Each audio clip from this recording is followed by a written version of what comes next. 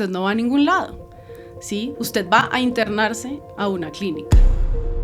Demasiada información que en ese momento yo siento que para mí fue difícil asimilar. Y creo que yo empecé a vivir como en un piloto automático. Esto no te puede detener. Este diagnóstico no es tu vida. Y la decisión que yo tomé fue, voy a vivir.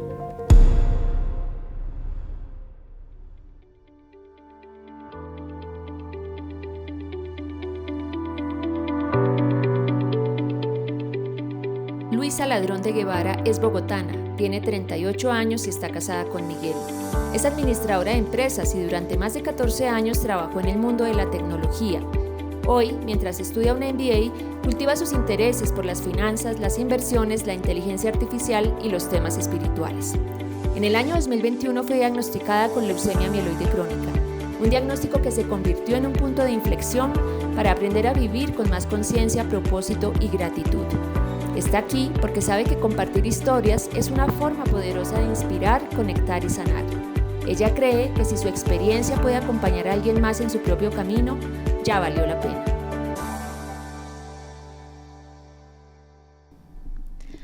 Hay situaciones en la vida que llegan sin previo aviso y que transforman nuestra cotidianidad, nuestros planes, incluso la forma en la que nos relacionamos con quienes nos rodean y con nuestro entorno. Hoy conoceremos la historia de una mujer que recibió una noticia inesperada, que la enfrentó con sus miedos más profundos, pero también con la determinación y el valor que le ayudaron a sobreponerse y seguir adelante. Luisa, bienvenida a Renacer. Hola Yolima, muchísimas gracias por la invitación. Muy contentos de tenerte acá. Gracias. Luisa, yo quiero ir ya hacia el año 2020, año de pandemia, un año difícil. Cuéntanos qué era de tu vida en ese momento. Bueno, año de pandemia, todo empezó muy raro y muy confuso. Yo en ese momento estaba con Miguel, que ahora es mi esposo, y recuerdo que él vivía en otro país y venía y me visitaba, se devolvía y después volvía y venía por ahí en 3-4 semanas. Y en marzo del 2020, él hizo un viaje a Bogotá. Y nada, nos despedimos después de ese viaje pensando que nos íbamos a volver a ver en unas semanas. Y cerraron el espacio aéreo, Yolima. Uh-huh.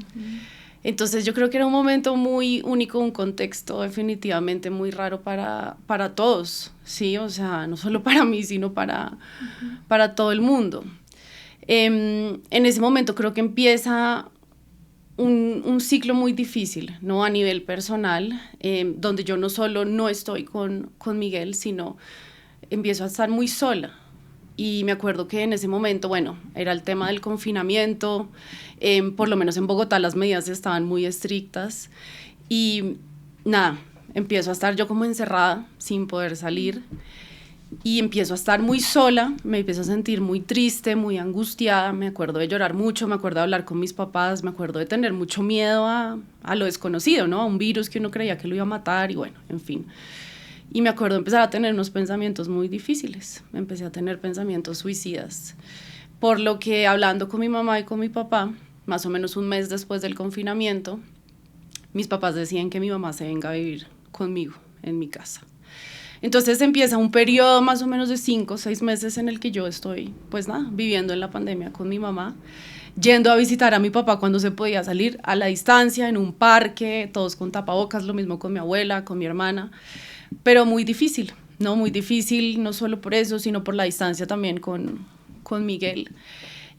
Con un trabajo donde yo iba y trabajaba en una oficina y bueno, ahora estábamos en trabajo remoto, entonces creo que fue muy difícil hacer como ese ajuste de tener unos horarios, ¿no? Donde tú te levantas, vas a la oficina, almuerzas, tal, a estar en tu casa, levantarte, desayunar, o sea, como que tratando de meter todo en un mismo día y empieza como un ritmo de vida nada, muy, muy raro, muy acelerado en mi caso, donde siento que se me empezaron a acumular reuniones, se me empezó a acumular trabajo, nada, estaba con mi mamá, trataba de entender qué estaba pasando, me acuerdo que llegaba al mercado y desinfectábamos todo, o sea, era algo muy, muy difícil y muy confuso, y creo que yo empecé a vivir como en un piloto automático, O sea, para mí yo miro hacia atrás y defino esa etapa como de piloto automático, de afán, de urgencia, de hacer todo muy rápido y como de una desconexión conmigo.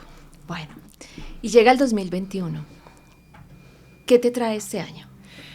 El 2021 me trajo un diagnóstico de leucemia mieloide crónica. Hoy, 4 años después, creo que ya estoy mucho más tranquila de hablarlo, pero en su momento fue muy difícil como entender lo que realmente significaba. Yo me empecé a sentir muy cansada. Yo empecé a sentir que por más de que yo me acostaba o me recostaba, no me sentía bien, ¿cierto? Tenía unas sensaciones en mi cuerpo raras, tenía sudor nocturno, tenía una sensación como de frío, ¿no? Como en el pecho, en los huesos, y yo no sabía exactamente qué era lo que me estaba pasando. Entonces yo me acuerdo que yo, por ejemplo, subía escaleras o montaba bicicleta, siempre he sido muy deportista, y me acuerdo de montar bicicleta y después sentir como que las piernas me temblaban y que yo de alguna forma no tenía la misma fuerza que tenía antes. Entonces, pues creo que es el 2021 el año que cambia mi vida, ¿sí? Para siempre, porque a partir de ahí han sucedido muchas cosas. Claro que sí, Luisa. ¿Qué recuerdas de esos primeros momentos en que consultas porque sientes que tu cuerpo te está dando un aviso de que algo no está bien? Sí, exacto. Pues mira, yo no consulté, por eso. A mí me coincide con una cita anual, ¿no? A mi médica, donde yo voy y ella me examina, me hace el examen normal. Creo que a todos nos tocan como el abdomen para ver cómo están los órganos y demás, te pesan, bueno, te hacen como el examen rutinario, y en ese momento la doctora siente que tengo algo en el abdomen inflamado. Ella me dice, yo siento algo, vamos a hacer unos exámenes, me manda como el examen de sangre normal y me manda una ecografía abdominal y me dice, háztela y vuelves. Yo, perfecto, me hice los exámenes y en la ecografía efectivamente salía que estaba el hígado inflamado y el vaso inflamado. Entonces yo como que no entendía realmente qué era lo que estaba pasando. Y en el hemograma, que es el examen de sangre ese que le mandan a uno con muchas cosas, también salieron un montón de métricas pues que uno no entiende, bastante alteradas, ¿no? Entonces pues uno no conoce, pero uno mira que hay unos rangos, ¿no? que te muestra el examen, y en mi caso efectivamente yo estaba en algunas de esas métricas muy por fuera de esos rangos. Y yo creo que ahí es donde empieza todo este proceso, porque en ese examen solamente decía como que se sugería una revisión con un médico internista o un médico hematólogo urgente, y me acuerdo que ahí decía la palabra urgente. Entonces ahí es donde yo supe que algo estaba mal. Sí, o sea, yo ahí no sabía qué exactamente, pero yo veía pues los resultados y veía cómo yo me estaba sintiendo, y efectivamente ahí como que uno conecta las dos cosas y sabes que hay algo que no está funcionando bien. Y llegas a un médico, porque no conseguiste rápidamente cita con internista y menos con un especialista hematólogo, que sabemos que es un poco retador a veces. ¿Y qué te dice ese médico, Luisa? Bueno, llego a este médico que es un conocido mío al que yo le mandé un mensaje y le dije, o sea, necesito que me ayude, me llegaron unos exámenes, y él me dice, claro, venga a mi consultorio. Y cuando yo llego al consultorio, que de hecho me acuerdo de estar como en esa sala de espera muy oscura, como muy fría, o sea, como tenebroso, ¿sí? O sea, yo iba asustada. Entonces, bueno, me acuerdo que ya el médico me llama al consultorio y yo le dije, vea, doctor, aquí están los exámenes. Y yo me acuerdo de la reacción del doctor, apenas vio los exámenes y me dijo, Luisa, usted tiene leucemia. Y yo no estaba esperando esa respuesta. Sí, yo me acuerdo que yo había hablado con Miguel, como de que él se iba a tomar unas cervezas o iba a salir con unos amigos, y yo le había dicho, listo, yo voy a la cita y pues te alcanzo después con tus amigos. Pero eso jamás pasó, pues porque yo no esperaba que el doctor me fuera a decir lo que me dijo. Entonces mi reacción fue como de, no sea mentiroso, ¿sí? No me diga eso, usted está loco, o sea, dígame la verdad. Y él me dijo, Luisa, los exámenes no están bien. Y yo le dije, no, pero espérese, porque nosotros tenemos un viaje, sí, yo quería llevar a Miguel al Eje Cafetero, que es una zona muy bonita de Colombia, y ya teníamos todo planeado. Y yo le dije, no, espere, o sea, yo, no sé, vamos, hacemos lo que tengamos que hacer, pero después del viaje. Y me dijo, usted no va a ningún lado. ¿Sí? Usted va a internarse a una clínica. ¿Ese fue el viaje que tuviste que empezar a hacer, Luisa? No al eje cafetero, sino a una clínica. Exactamente. ¿Qué pasó después? Entonces, bueno, el doctor nos explica todo el protocolo, él me dice, usted mañana, era muy tarde, era un jueves, y era ya tarde, y él me dice, usted mañana a las 6 de la mañana tiene que ir a una cita prioritaria. En esa cita prioritaria le van a volver a hacer todos los exámenes, pues para confirmar lo que estamos viendo en este examen, vamos a confirmar efectivamente lo que está ahí, y después usted tiene que empezar todo un trámite, y me dijo, la van a llevar en ambulancia a la clínica, y de ahí va a empezar todo el proceso de recuperación. Me dijo, pero esto tiene que pasar ya, Luisa, porque usted no tiene tiempo, ¿sí? Me dijo, y su vida pues es muy importante, o sea, usted tiene que priorizar esto por su vida. Entonces, efectivamente, ahí empieza este viaje, yo al otro día voy a la consulta prioritaria, me hacen el examen, o sea, como que empieza todo este proceso, ¿no?, de una cantidad de cosas. Me acuerdo que me hicieron el examen, no sé, como a las 6:30 de la mañana y nos tocó esperar unas horas. Me acuerdo como de la ansiedad, ¿no?, de esta angustia, de no saber. Me acuerdo que el médico me dijo, no, ve y desayuna, cómete algo rico, y yo decía, no tengo ganas de comer nada, sí, yo tenía como un nudo en la garganta del miedo, mi mamá, mi papá, Miguel, todos como a la expectativa de qué era lo que estaba pasando, y efectivamente, o sea, todo se confirma, y ya en ese punto, pues, mi siguiente recuerdo es como el viaje literal en ambulancia hacia la clínica, donde me iban a hospitalizar. En la ambulancia yo siento que yo estaba como en shock, como que uno no entiende nada. Tú oyes el ruido de la ambulancia acostado ahí, en un espacio oscuro, en un espacio pequeño, en un espacio que es como frío, y yo tenía mucho miedo, y me acuerdo que la enfermera que iba conmigo en la ambulancia, yo creo que ella se dio cuenta como del miedo que yo tenía, y me cogió la mano y me decía, tranquila, mi niña, tranquila, que todo va a estar bien. Y es curioso porque Miguel, mi esposo, iba adelante con el conductor de la ambulancia, y el conductor estaba haciendo lo mismo con él, ¿no? Como tratando de tranquilizarlo, decirle, señor, todo va a estar bien, no se preocupe.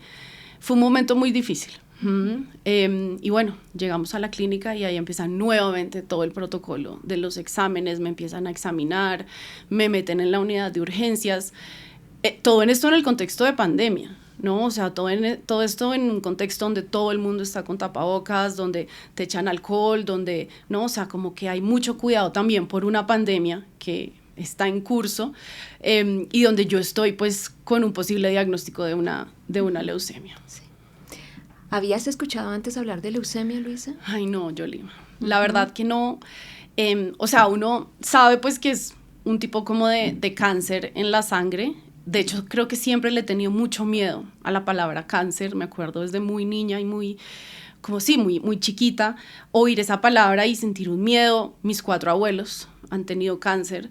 Entonces, de alguna forma siento que eso ha estado presente, pero yo siento que para mí era como algo impensable, ¿no? Y como que yo me acuerdo de rezar cuando era niña y pedirle como a Dios que nunca me fuera a dar cáncer, ¿sí? Hasta que, bueno, me toca a mí ese diagnóstico, y me acuerdo que cuando lo vi por primera vez, que fue donde el médico que yo conocía, siento que la palabra se me repetía y se me repetía y se me repetía en la cabeza. Claro. Entonces, muy difícil.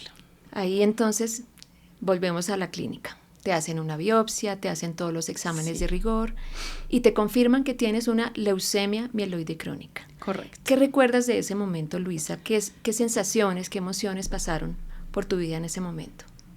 Bueno, obviamente el susto creo que está muy presente, y el miedo a la muerte.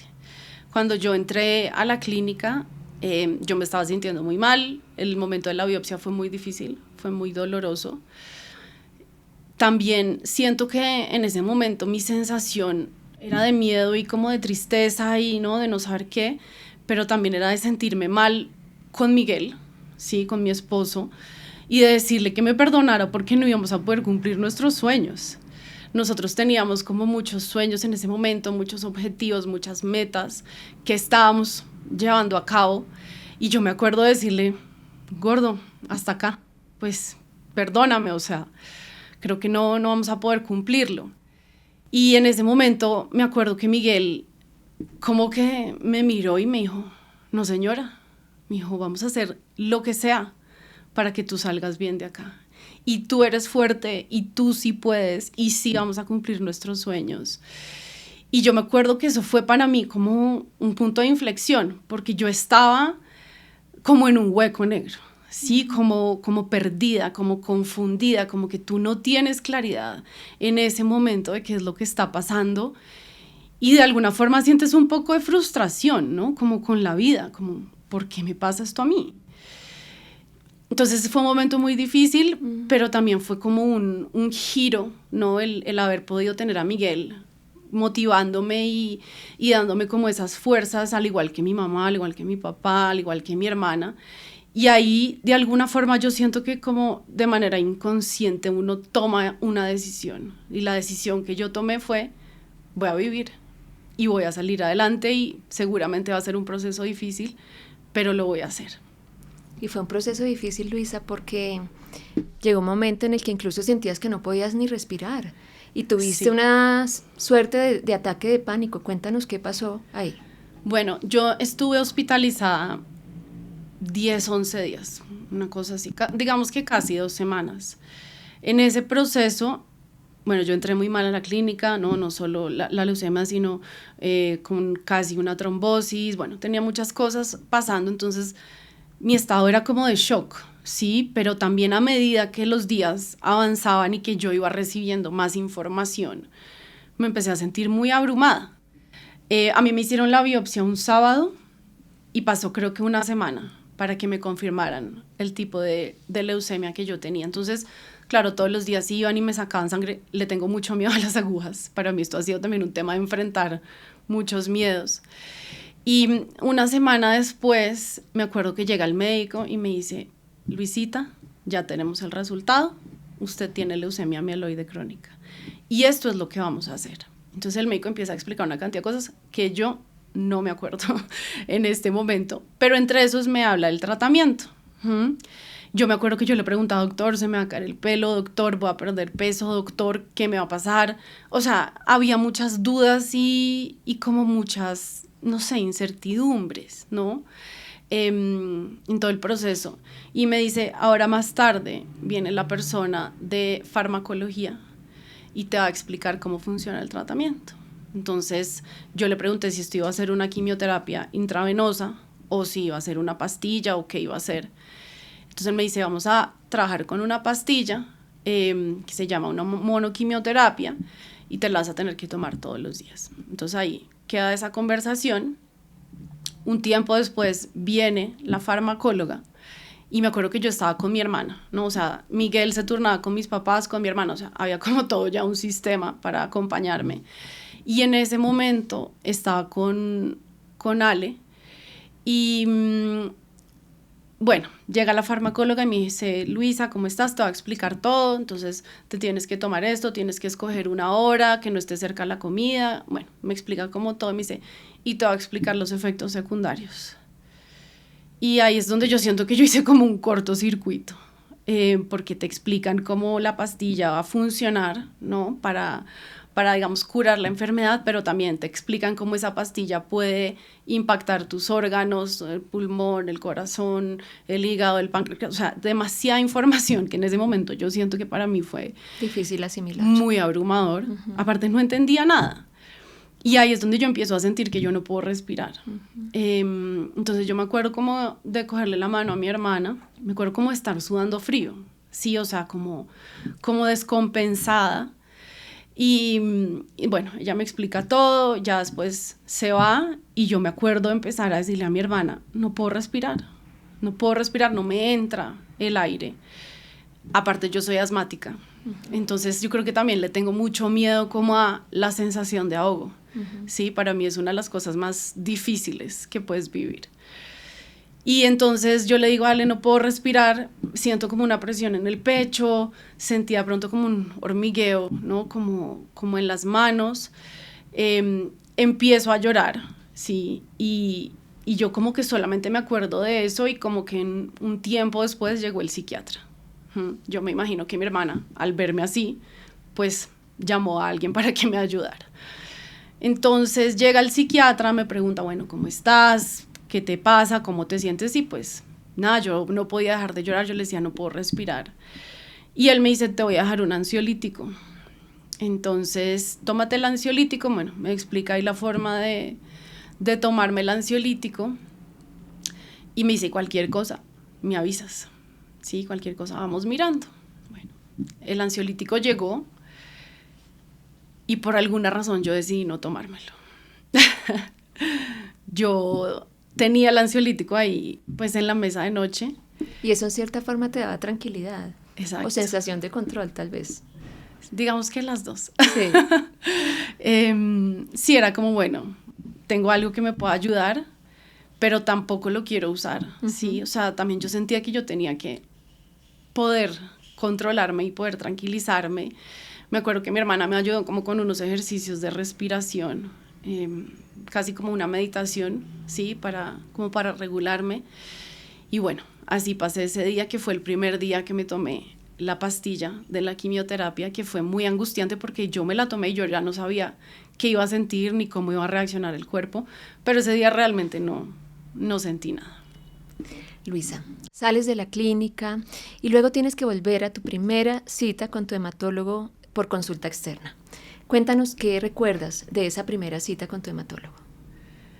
Bueno, la cita fue 2 semanas después de haber salido de la hospitalización. Obviamente fui con todos los exámenes que me mandó el doctor, habiendo ya tomado la pastilla durante 2 semanas, entonces yo me imagino que querían ver cómo yo estaba reaccionando frente al medicamento. Y me acuerdo, pues, que fui con mi mamá, con mi hermana, con mi papá, con Miguel, o sea, con toda la comitiva. Fuimos todos. Sí. Y me acuerdo nada, como de por primera vez entrar al consultorio del doctor, que mi doctor es un ángel. Y en ese momento, a él siempre lo acompaña o una doctora o un doctor, pues que creo que están haciendo prácticas. Entonces, bueno, llegamos con los resultados, yo llegué con un cuaderno, porque yo creo que durante esas 2 semanas yo iba anotando preguntas o iba anotando sensaciones. Me acuerdo que ya empezaba a sentir de pronto náuseas, empezaba a sentir cosas difíciles, de pronto cansancio también. Yo me acuerdo que en ese momento yo me tomaba la pastilla a las 3 de la tarde y la pastilla me tumbaba. Entonces también yo iba como con esas preguntas al doctor de si eso era normal. Efectivamente le dije, bueno, él me examinó, me miró cómo estaba el vaso seguía reduciendo su tamaño, afortunadamente, me pesaban, me hicieron todo el examen de rutina, los exámenes de sangre empezaron a salir bien, sí, o sea, empezaron a mostrar que efectivamente había una mejoría, como que había una respuesta al medicamento. Y nada, pues yo en mi cuadernito le hice todas las preguntas al doctor y yo iba anotando lo que él decía. Me acuerdo que todos mirábamos al doctor como, no, pues vamos a ver qué dice. Pero me acuerdo también de empezar a llorar en la cita, presa del miedo, presa del pánico. Y me acuerdo que la doctora que acompañaba al doctor me dice, Luisa, la vida sigue y tienes que seguir adelante con tus proyectos, con tus sueños, con todo lo que tienes planeado. Esto no te puede detener. Este diagnóstico no es tu vida, ¿no? Y yo creo que ese fue otro punto de inflexión en este proceso porque, claro, tú emocionalmente pues estás mal, estás muy vulnerable, estás inestable, ¿no? Estás muy, yo en mi caso como muy en shock, como que no entiendes bien. Y que haya una persona externa, ¿no? Que no es de mi familia, que está haciendo parte de un proceso y te diga eso, pues me parece muy valioso, porque de pronto uno necesita como un polo a tierra, ¿sí? Alguien que te traiga nuevamente a la realidad y me dijo, esto no te define. Sí, va a ser raro, va a ser difícil, va a ser incómodo, pero esto no te define, así que sigue adelante con tu vida. Y eso es lo que más recuerdo yo de esa primera cita. ¿Qué viene después, Luisa? ¿En qué momento sientes que empiezas a pasar de esa negación inicial, cierto, hacia una aceptación de tu nueva situación de salud? Es muy interesante esa pregunta porque yo siento que la negación está presente todo el tiempo, ¿sí? Yo decía, primero, ¿por qué me pasó esto a mí? Como que no lo aceptas y te cuestionas mucho. Buscas gente con la que puedas hablar para que te ayude como a transitar este proceso. O sea, es muy, muy duro. El saber que me tenía que tomar una pastilla, quién sabe por cuántos años, yo decía, pero ¿cómo me va a tomar esto tanto tiempo? O sea, el doctor decía, no sé, 3, 4, 5, 6, 7 años, no sabemos. Y yo lo veía muy lejano. Y yo me acuerdo de los primeros días de yo tomarme esa pastilla y yo, ¿por qué? ¿Por qué? Sí, o sea, es muy duro. Y yo creo que para mí ha sido fundamental como las herramientas y lo que yo he hecho alrededor del tema para poder empezar a aceptarlo, ¿no? Entonces, yo creo que lo primero, pues claro, el núcleo familiar y el apoyo que uno tiene es fundamental para poder hablar del tema, porque yo sí creo que la transición como de la negación a la aceptación es poder elaborarlo, es poder decir lo que tú sientes, decir cómo piensas al respecto, tus miedos, lo que te produce y no negarlo. Que yo creo que eso ha sido muy importante en este proceso. Entonces eso con mi familia, con mi psicóloga también lo hemos hablado muchísimo. Obviamente ella, cuando yo recibí los exámenes y los resultados, yo me acuerdo de yo llamarle y decirle algo está mal. Y ella me dijo, ¿qué crees que pasa? Y le dije, yo creo que yo tengo cáncer. Fue algo como que yo le dije en ese momento. Y siempre había sido un miedo que habíamos trabajado. Y ya después del diagnóstico, ella también fue parte fundamental de todo esto para llevarme a mí a un mundo de realidad donde yo pudiera llegar a aceptar esto y convivir con la enfermedad. Entonces yo creo que eso fue otra parte importante. Y la otra que yo hice fue buscar gente que estuviera viviendo algo similar. Y encontré especialmente a una persona que ha sido un ángel en mi vida, con quien me pude sentar a conversar, porque él también tiene un diagnóstico de leucemia mieloide crónica, hace muchos más años, ¿no? O sea, si yo llevo 4 años de diagnosticada, él llevará, no sé, 15, 20, una cosa así. Entonces, encontrarlo a él también me sirvió mucho para elaborar y para conversar y para contarle y para preguntarle y llevarme a mí a este proceso como de aceptación y de entender que sí, la vida sigue.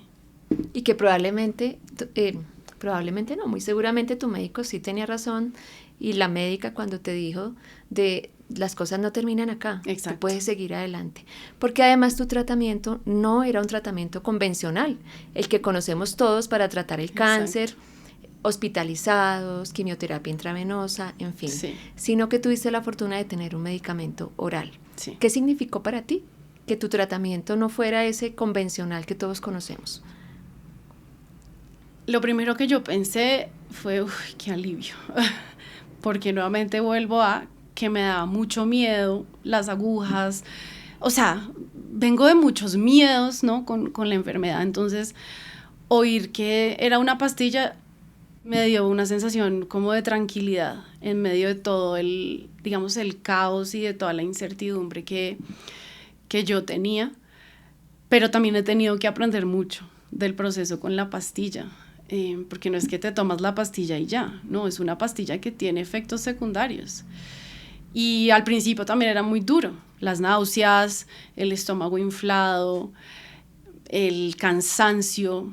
Creo que te lo mencioné antes, que yo me tomaba la pastilla y, no sé, 2, 3 horas después me acostaba. Tu energía bajaba. Bajaba muchísimo. Uh-huh. Entonces yo me podía acostar, voy a decir un ejemplo, a las 5 de la tarde y amanecer al otro día. Sí, o sea, me tumbaba. Uh-huh. Y eso era muy duro. Yo decía, ¿por qué? Sí. Hasta que empecé a entender que simplemente mi cuerpo se estaba adaptando a ese medicamento. Me acuerdo de tener algunos episodios donde me sentía como descompensada, entonces sí me alcancé a desmayar algunas veces, ¿no? Como en esa fase inicial del tratamiento, donde recuerdo estar caminando con mi papá en la calle y decirle, pa, me fui. Y en la calle, ¿no? Me tocaba de pronto sentarme o una cosa así, y mi papá me ayudaba, o con Miguel, me acuerdo que fuimos una vez a comprar, no sé, como un taladro o una cosa así, y en la tienda donde estábamos me dio. Entonces es duro, ¿sí? Porque más allá de que no es un tratamiento invasivo, ¿no? A nivel intravenoso, pues finalmente es algo que estás metiendo en tu cuerpo y que tiene unos efectos secundarios con los que al principio tuve muchos problemas. Se me aceleraba mucho el corazón y me daba mucho miedo, pero también entendí como la inmensa capacidad del cuerpo para adaptarse al medicamento y de empezar a hacerlo parte de, ¿no? de una rutina, de un hábito, y hace parte de mí en este momento. Ahora que mencionas esa palabra, Luisa, hábitos. Tú decías al comienzo que tu vida antes del diagnóstico se había puesto como en piloto automático. A veces Sí. no nos damos cuenta de eso Sí. porque son cosas muy sutiles realmente, pero que después nos hacen ver que estábamos en piloto automático. No éramos tan conscientes de vivir las cosas que teníamos que vivir, ¿cierto? Pero llega el diagnóstico, llegan todos estos cambios, el enfrentarte a todos estos miedos tuyos, al cáncer, a las agujas, a la enfermedad, sí. Bueno, porque esto te enfrentó a tus miedos más profundos, y tú empiezas también a cambiar tu vida en ese sentido, a ser más consciente del aquí y el ahora, a hacer cambios en tu autocuidado, en tus hábitos, en tus rutinas. Cuéntanos un poco de eso, Luisa. Mira, Yolima, este diagnóstico para mí fue una frenada en seco. Como cuando uno va en un carro y le toca frenar en seco. Así lo veo. Porque yo estaba completamente desconectada de mí y de mis necesidades, ¿sí? Como persona, como ser humano, mis necesidades como físicas, de descanso, de comida, o sea, yo estaba haciendo cualquier cosa. Entonces, con esta situación, yo creo que uno de los grandes aprendizajes ha sido como volver a mí, ¿sí? Volver a mi centro y priorizarme a mí, sin dejar de hacer cosas, ¿sí? O sea, yo seguí trabajando, yo seguí haciendo ejercicio, pero escuchando mi cuerpo, ¿sí? A mí el cuerpo me estaba dando señales muy claras antes del diagnóstico de que algo estaba pasando y yo no lo había oído. Entonces, claro, me diagnostican y empieza un montón de cambios, y yo creo que una de las cosas que yo ahora más claro tengo es mi cuerpo me habla, y cuando mi cuerpo me pide descanso, yo descanso. ¿Sí? Si me tengo que recostar, me recuesto. Si tengo hambre, busco la mejor opción de comida para alimentarme. O si necesito hacer ejercicio porque de pronto me siento estresada, hago ejercicio, ¿sí? Entonces yo creo que es un tema de uno reconectarse con uno mismo y volver a entender cuáles son como sus necesidades y priorizarte, ¿no? Yo me estoy priorizando ahora y me estoy poniendo por encima de todo. Creo que antes del diagnóstico mi vida giraba en torno al trabajo, o sea, como si mi vida fuera el trabajo, pero yo entendí que no, yo entendí que el trabajo hace parte de mi vida, como hace parte el deporte, como hace parte el baile, como hace parte lo que sea. Entonces, alrededor de eso he venido construyendo unos hábitos, sí, de deporte. Yo hago deporte 4 o 5 veces a la semana, que me ha costado mucho retomar, pero ahí voy. Trato de alimentarme muy bien, medito todos los días, o sea, trato de estar muy conectada conmigo y lo que mi cuerpo necesita. Estupendo, Luisa, que puedas compartirnos eso. ¿Por qué crees que los seres humanos a veces necesitamos de esas frenadas en seco para tomar esas decisiones? Bueno, primero sí creo que lo necesitamos, y yo creo que esto es un aprendizaje muy grande. Y yo creo que esto pasa porque de pronto hay cosas que uno no ha querido ver, o que te estás negando la posibilidad de ver. Y la leucemia a mí por lo menos vino a mostrarme lo importante que yo soy para mí, y lo importante de priorizarme. Entonces, yo sí creo que esto lo reconecta a uno nuevamente con uno mismo. Y yo creo que es así de simple. Lo que pasa es que no lo vemos o no lo queremos ver. Y vivimos en un mundo muy acelerado. Vivimos en un mundo en piloto automático, ¿sí? Porque te tienes que levantar, te tienes que bañar, desayunas, vas al trabajo y así pasas todo el día y vuelves a la casa y te acuestas, pero como que nadie realmente es consciente de sí mismo, de lo que necesita, de qué lo hace feliz, de su propósito, de sus sueños. Y para mí ha sido un giro de 180 grados, porque yo siento que ahora vivo distinto, ¿sí? Obvio, con miedos, por supuesto, pero también con el entendimiento de que quiero vivir y quiero vivir bien, quiero vivir feliz, quiero estar bien, quiero sentirme bien, quiero disfrutar de la vida, quiero disfrutar de la vida con mi esposo, con mi familia. Entonces yo creo que este tipo de enfermedades, o realmente cualquier enfermedad o cualquier cosa que te pase, viene a mostrarte algo, porque todo tiene como un propósito, un para qué. ¿Cuál fue tu para qué, Luisa? Yo creo que el para qué era reconectarme conmigo. ¿sí? Reconectarme conmigo y con lo que yo soy, para de pronto crear como una nueva identidad mía, para reconectarme con mis sueños, con mis objetivos. Entonces, para mí el resumen es como reconectar y volver a mi centro. ¿Qué significa para ti la palabra renacer, Luisa?